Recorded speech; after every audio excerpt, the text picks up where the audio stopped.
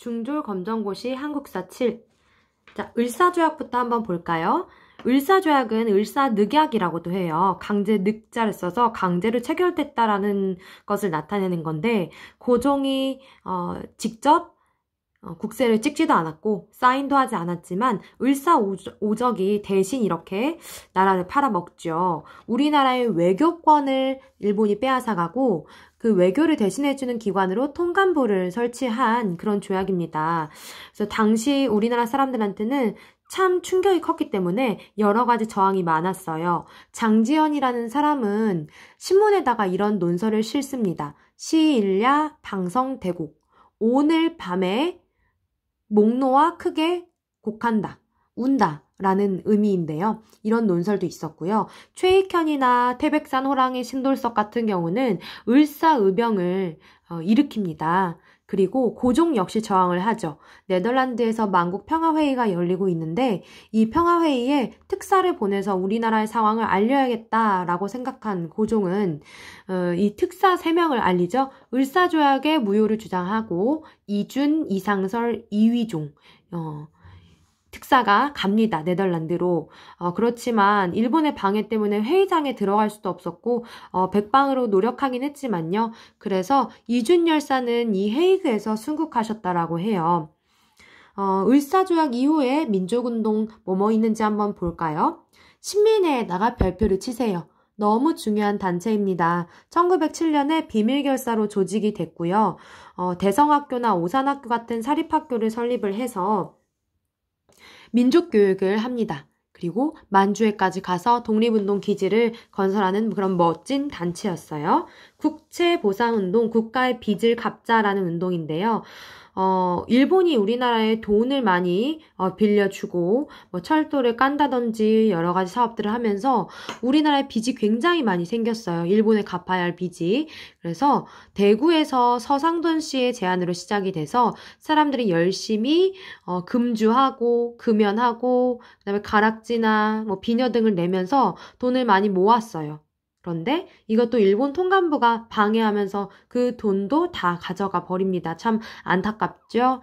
그리고 문맹퇴치 운동. 문맹은 글을 모르는 사람들이에요. 우리 글을 알리고 가르치는 운동이죠. 아는 것이 힘, 배워야 산다. 라는 그런 구호가 있고요. 부나로드 운동이라고도 합니다. 우리 포스터 만들었던 거 기억나나요? 네, 그런 부나로드 운동이고요. 밑으로 조금 내려볼게요. 네, 이제 일제강점기로 들어왔습니다. 일제강점기는 몇 년부터 시작일까요? 네, 1910년부터 끝나는 때는 1945년 우리가 광복이 되죠. 이 기간 동안 일본의 식민 정책이 때에 따라서 많이 달라지게 됩니다. 1910년대 통치 방식이 뭔지, 20년대 뭔지, 30년대 뭔지 각각 기억해 볼까요? 10년대는 무단으로 억압하고 힘으로 억압하는 무단 통치입니다. 이제 헌병 경찰, 군인 경찰이라고 할 수 있죠. 군인들이 경찰 역할을 하고요. 조선인들에 한해서만 어떤 잘못을 저지르거나 했을 때 태형을 때리는 태형령도 있었습니다. 이 시기 때 빼앗아간 것은 우리나라의 토지입니다. 토지 조사 사업을 벌이고요. 그리고 20년대에는 통치의 방식이 조금 바뀌죠. 말만 들으면 좋아 보이지만 문화 통치, 그 이면을 들여다보면 민족을 분열시키고 친일 세력을 양성하기 위한 그런 목표가 있어요. 이 시기 때 우리나라한테 뺏어갔던 것은 쌀입니다. 산미, 쌀 생산을 증식시키는 계획인데요. 그래서 우리나라에 많은 쌀에 대한 투자를 해요. 품종도 개량시키고 수리시설도 개선해서 많이 생산되면 다 어디로 가져간다? 일본으로 가져간다. 그리고 30년대에는요, 일본이 전쟁을 확대하고 여기저기를 막 침략을 중국이든 만주든 다 하면서 우리 민족성을 말살시켜서 전쟁에 동원하려는 그런 통치를 해요. 황국신민서사를 외우게 합니다. 그리고 일본의 전통 신을 모신 신사에다 참배를 시키고요. 이름도 다 바꾸게 합니다. 일본식 성과 이름을 강요를 합니다. 윤동주 같은 경우도 바꿨죠. 계속 저항을 했습니다. 히라누마 도주라고 바꿉니다. 그리고 노동을 시키기 위해서 징용, 그리고 전쟁터에 동원하기 위해서 징병을 실시를 합니다. 우리나라 사람들한테 이런 걸 계속 가르쳐요. 내선 일체론. 일본과 조선은 하나다.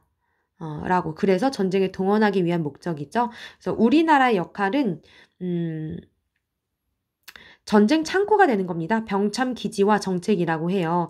그래서 국가 총동원법도 만들고 일본군 위안부, 일본군을 따라다니면서 어떤 성노예 역할을 해야 했던 그런 할머니들도 이때 계셨죠. 자, 3.1운동 너무너무 중요합니다. 별표 칠까요? 배경은 도쿄에서 먼저 일본 유학생들이 독립선언을 합니다. 28 독립선언. 그리고 미국 대통령 윌슨이 민족 자결주의, 민족은 그 민족의 운명을 스스로 결정할 수 있어야 한다라는 걸 선언을 하면서 시작이 됐어요. 우리나라에서. 민족대표 33인이 태화관에서 독립선언식을 했고요. 참 우리가 잘 아는 유관수는 독립만세 시위를 주도하다 순국했죠. 서대문 형무소 기억나죠? 나요?